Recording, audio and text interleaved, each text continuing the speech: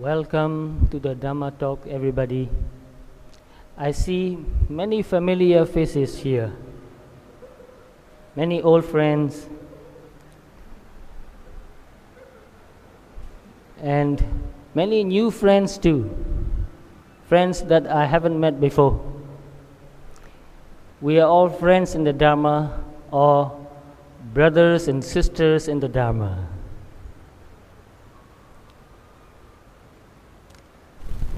Today, I want to talk about what I have been very interested all my life.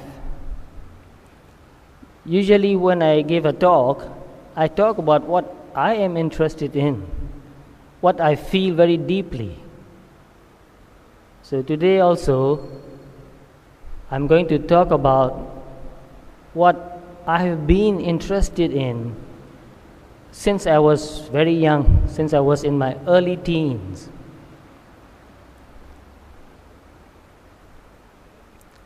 Since I was very young, I've been very interested in beauty. Is there anybody here who doesn't like beauty? Hands up. Anybody?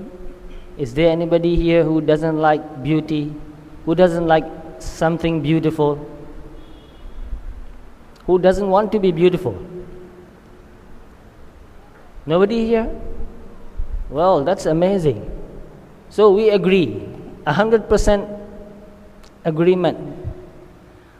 Is there anybody here who likes something ugly and repulsive? Anybody here? No? Oh. Nobody likes something ugly and repulsive. So that means all of us like beauty, something beautiful. And all of us don't like something ugly and repulsive. So I've been very much interested in beauty. When I was younger, I will go to a beautiful and quiet place and look at the beautiful scenery. So that was my first interest in beauty. There are many beautiful things around, but I've been very much interested in beautiful scenery, beautiful sunrise, beautiful sunset. And another thing that I've been interested in is truth. That's what I've been searching all my life, truth. And another thing that I've been very much devoted to and wanting and searching and practicing to achieve is freedom. So what I want in my life is beauty, truth, and freedom. So today I'll try my best to express myself, not really giving a talk, actually expressing myself about my thoughts and feelings of beauty, truth, and freedom. Usually when I give a talk, it takes a long time. So most of you who have listened to my talks already know that sometimes I keep going on and on and on and don't know how to stop. So therefore, sit comfortably, because you will be sitting for a long time. If you are sitting in an uncomfortable position, you will feel pain, and pain will distract your mind. So feel free to sit comfortably. As usual, I brought a bunch of notes, cards. I think I brought too many, and I'm afraid I won't have enough time to discuss on every topic I've written on the cards. But anyway, I'll give you the gist of what I want to say. So just now I asked you, is there anybody who doesn't like beauty? Nobody raised a hand. No one can do without beauty entirely. It is our human nature to love something beautiful, to like it, to want it. So there are many different kinds of beauty. How many kinds of beauty can you think about? Beautiful faces, we know that. When a child is born, we'll look at the child and we'll say, oh, the child is so beautiful. Don't we say that? A beautiful child. And we are happy to see the child. When we see a flower blooming, we'll say, oh, how wonderful, how beautiful the flower. So whenever we see something beautiful, we feel happy and excited. And it makes us really happy. We appreciate happiness. So one person said, everyone needs beauty as well as bread. It is that important. So some people eat bread, but most of us, Asians, eat rice. So I will paraphrase this sentence. Everyone needs beauty as well as rice. We can't live without eating for too long. And in the same way, we can't live without experiencing beauty. Sometimes we may be living in a very untidy, dirty, ugly place. But whenever possible, we will move away. We will go to another place which is clean, neat, tidy, and beautiful. If we have a choice, we will always choose beauty. And beauty is a function of life. This is very important.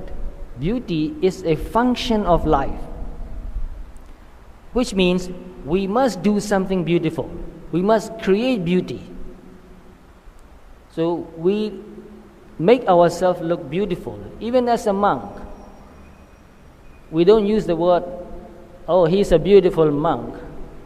But we make ourselves neat and clean. So I try my best to be a clean and neat person, because cleanliness and neatness also implies beauty. Oh, this is something we do every day in many different ways. In your home, most of you have altars, like a Buddha image, and you make the altar look clean and neat and beautiful. And you put candles. Some people use electric candles. It's actually electric, but it looks like a candle. And some people put, whenever they can, beautiful flowers in a vase in front of the Buddha image. Because when you go and sit in front of the altar, you want the altar to be neat and clean and beautiful, so that it will influence your mind. And then your mind will be inspired, and you'll feel happy looking at the Buddha image. And then you'll sit and think about the good qualities, the high qualities of the Buddha, and you will do some chanting. Even when chanting, you try your best to make that chanting beautiful. Because beauty makes us happy and healthy. So we pay respect to the Buddha. So beauty is our need. We need to eat. And in the same way, we need something beautiful to nourish our mind. The food nourishes our body, but beauty nourishes our mind. So beauty is like food for our mind.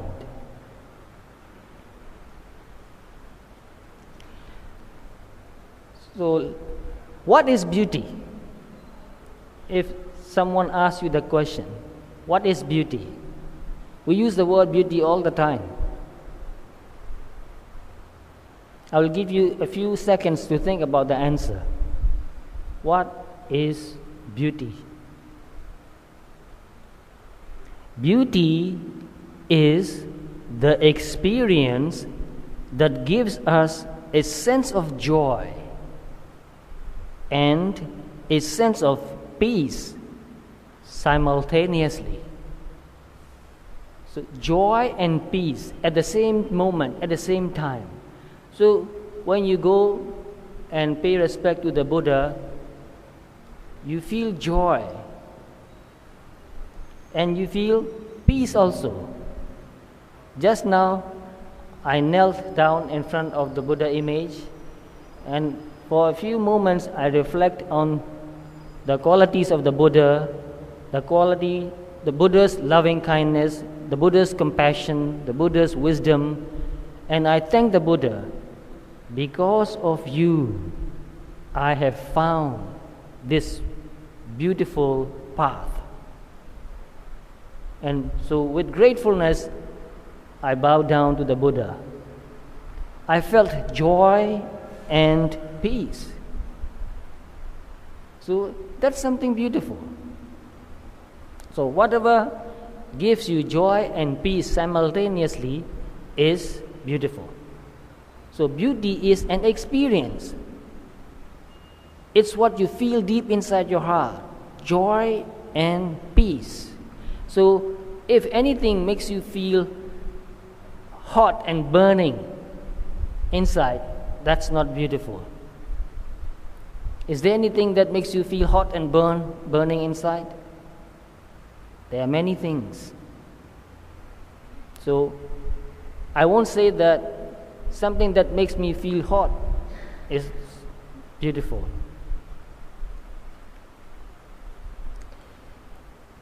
Beauty gives us not only a feeling of wonder, it imparts to us at the same moment a timelessness, a repose, which is why we speak of beauty as eternal. So when we are feeling something really beautiful, we forget about the past. We forget about the future. We are not thinking about the past or the future. We are right there. Our mind is totally absorbed in that experience. So when you are totally absorbed in an experience, you are in a timeless state of mind. Therefore, in meditation also, when you are deeply absorbed in your meditation practice, you feel peace and joy. And time doesn't exist for you anymore. Maybe some of you who have been meditating for a long time have experienced that. You sit and meditate, and when you get really deeply absorbed in your meditation practice, and you feel peace and joy, you don't know how long you've been sitting and meditating. Sometimes it happens to me too. I thought of meditating for an hour, sitting and meditating, but my mind got so absorbed into that meditation practice that when I came back, so to speak, and I look at the watch, 3 hours gone. I didn't even know that. And some of my friends got absorbed in meditation practice for 5 hours. They don't move, they don't get up, they don't eat, they don't drink, they don't do anything else. They just sit very calmly and quietly and got absorbed in meditation practice. They went into a timeless state of mind. So when you are really experiencing something and get absorbed in that experience, you become timeless. Beauty is serene and at the same time exhilarating. It increases one's sense of being alive. So this is very important, being alive. People who are unhappy and sad, who are depressed, they feel dead. They don't feel alive. But people who feel joy, people who feel peace, people who feel something, people who experience something beautiful, feel alive. So, especially in meditation practice, when you become more and more mindful, you feel more and more alive. So, mindfulness makes you feel alive. So, you know there's one stanza, one gatha in Dhammapada. And I quote this gatha most of the time. And the beginning line is Appamado Amatam Padam. Appamada means not forgetting. It means awareness. It means mindfulness. Mindfulness is the cause of not dying, fully living. Or in a way, mindfulness or appamada is the cause of nibbana. And pamado machuno padam. Forgetfulness is the cause of death. So when you are not mindful, when you are lost in thought, when you are drowsy, forgetful, you are dead. You are not really living. Appamata na miyandi. Those who are not forgetful do not die. This is something very hard to understand. Ye pamata yatha mata. Those who are forgetful are like dead. Like dead. They are not really dead, but they are like dead. They are not really living. They are not fully functioning. So to feel alive, you must be awake, you must be mindful. And that wakefulness and mindfulness state of mind is itself something very beautiful. Mindfulness is beautiful. Forgetfulness is, dullness is very ugly. So when you look at people's faces, you'll feel that some people look really alive and awake. You can see them that in their eyes, in their face, they are alive.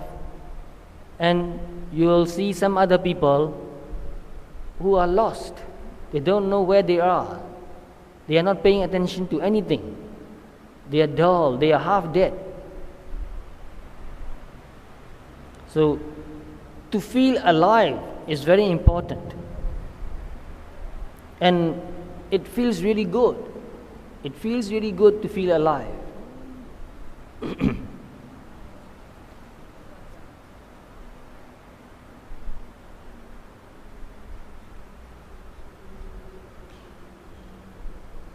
Simple beauty delights. There are many things very beautiful, but simple beauty delights. To give you an example, have you seen a Japanese garden? I believe most of you have seen a Japanese garden, or have been in a Japanese garden, or at least have seen a Japanese garden in a picture.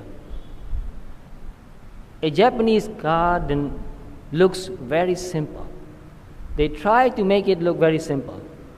It's not easy to do that. So simple beauty delights. If some things become too complicated, it causes agitation. So simplicity makes the mind calm and serene and peaceful. Therefore, to live a beautiful life, we must make our life as simple as possible. And Buddha instructed that specifically to monks to live a very simple life.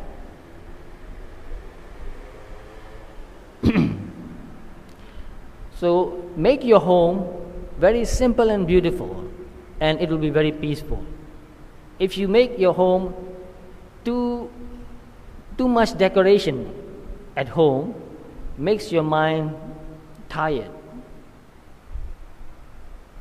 So simple beauty delights, serenity, harmony, and order soothe. Soothe means it makes your mind becomes at ease. So serenity is a kind of peacefulness and quietness of mind. So make your surrounding simple and beautiful and serene. Make your mind simple and beautiful and serene. And harmony means no conflict. So this is possible mostly to those who meditate. As you meditate, you develop calmness, peacefulness, mindfulness, concentration, and wisdom. And when you develop those qualities, naturally you like simple places, you like simple food, you like simple mind too. And order also. If you don't meditate, you'll be thinking about so many things the whole day, conflicting ideas, conflicting wishes, conflicting desires, and not all desires can be fulfilled. And you will get very tired. At the end of the day, in the evening, you'll be exhausted.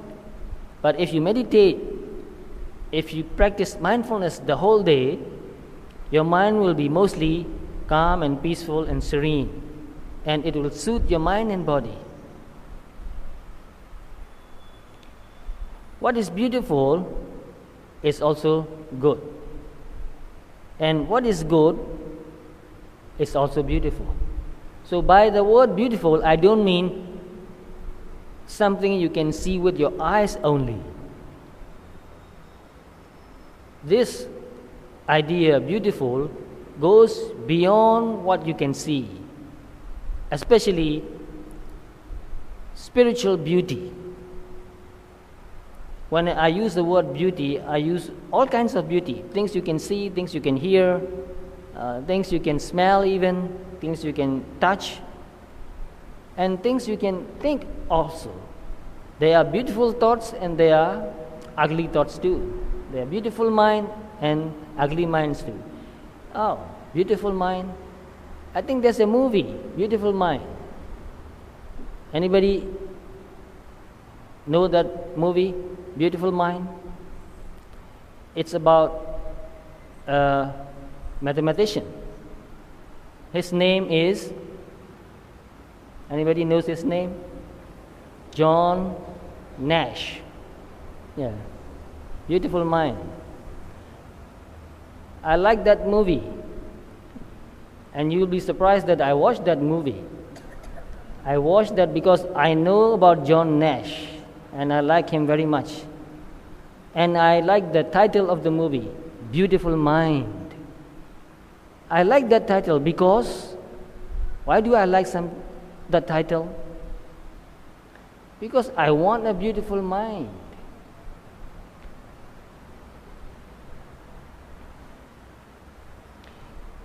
When I was younger, I read many books, as most of my friends know. Even now, I read a lot of books.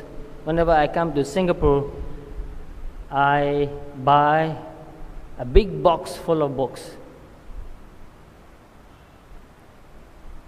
I read all kinds of subjects, but mostly I read about spiritual topics, spiritual subjects, religious subjects. But I read philosophy, I read psychology, I read poems, I even read love poems. I really want to know how people feel about love. Real love, not lust, real love.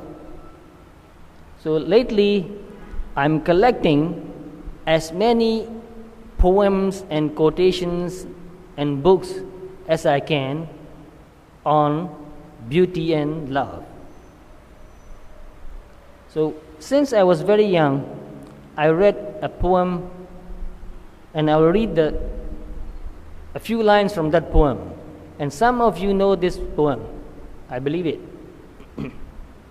A thing of beauty is a joy forever.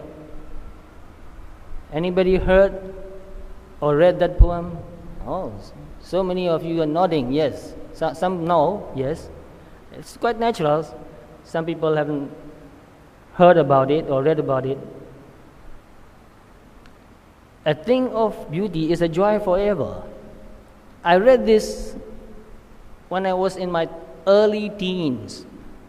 I was too young to understand the meaning of this poem. But I like this line very much. A thing of beauty is a joy forever. It's so beautiful. Sounds so beautiful. But a lot of questions came into my mind after I read that. How can a thing of beauty give a joy forever? Because the word forever is too big. A beautiful thing makes you happy for a few hours, a few days, and then it's gone. And when it's gone, what happens? You feel sad. A beautiful person loves you for a few days or a few months or a few years, and then he or she changed his or her mind. And what happens to you? You feel unhappy and sad. So I thought, how can a thing of beauty is a joy forever? Forever is a word you cannot apply anywhere. But as I practiced Dharma more and more, I found beauty inside. The mind became calm and peaceful. And naturally, when the mind becomes calm and peaceful and pure, it becomes loving and compassionate. And I see that, wow, this is beautiful. I don't see it as my mind. No, it's not me, it's not atta, it's not ego. It's the nature of mind. So when I practiced meditation and found my mind becoming calm and peaceful and loving and compassionate, I felt tremendous joy. And at the same time, I felt tremendous gratefulness to the Buddha. And that also gives me joy. Then I thought, this is the kind of beauty that is a joy forever. I can live with this forever and never feel sad. And anytime I sit and meditate, I can feel it again. And I hope I will die that way, feeling that peace and joy, feeling that gratefulness, and die very peacefully. So I believe that this beauty is a joy forever. And another line is, its loveliness increases. You learn Dharma, you practice Dharma. As you go on practicing, your wisdom develops deeper and deeper. Your meditation develops deeper and deeper. Mindfulness becomes stronger and pure. Concentration also becomes stronger and deeper. And wisdom develops more and more. Defilements gets weaker and weaker. So you feel lighter in your heart, because defilements, which means greed, anger, pride, envy, jealousy, doubt, and all that, it makes you feel very heavy. It's very heavy. But when they are not there, when your mind is mindful, when there's concentration, when there's wisdom, when there's loving kindness and compassion, when your mind goes beyond pride and envy and jealousy, there's lightness of mind. You feel very light. Life doesn't become a burden anymore. Mostly people say that life is so heavy, such a big burden. But I will say that defilements are heavy.